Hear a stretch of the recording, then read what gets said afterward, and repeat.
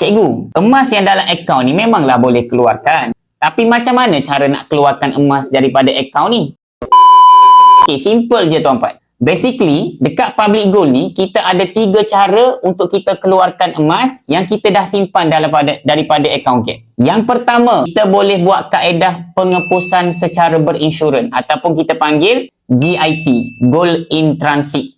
Yang mana pengepusan emas yang kita buat ni adalah di-cover oleh insurans. Anything happen berlaku kepada emas yang tak sampai dekat tangan kita, public gold akan ganti balik. So, apa syarat dia? Syarat kita nak keluarkan emas yang kita simpan ni melalui postage adalah dengan cara kena tahu dulu berapa berat emas tu.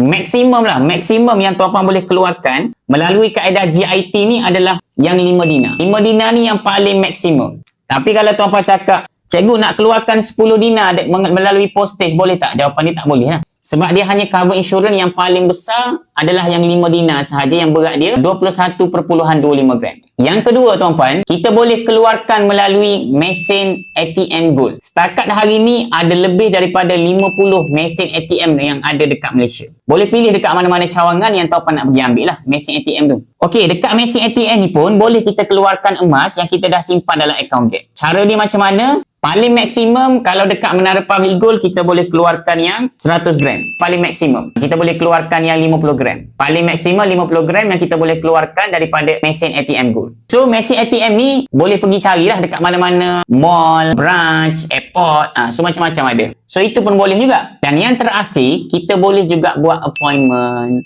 Dekat Malaysia ni, Public Gold ada branch di seluruh negeri. Kecuali negeri Perlis, branch dia kongsi dengan Kedah dekat Alostar. Jadi emas yang kita simpan dalam ni, kalaulah berat dia lebih daripada 21 gram, which is kita nak keluarkan yang 50 gram macam ni, maka kita boleh set appointment. Ataupun nak keluarkan yang 100 gram ke, 10 dinar ke, kita boleh buat appointment dan pergi ambil dekat mana-mana cawangan Public Gold yang berdekatan. Jadi tuan-puan, ada 3 kaedah cara kita nak keluarkan emas yang kita sudah simpan daripada akaun emas Public Gold.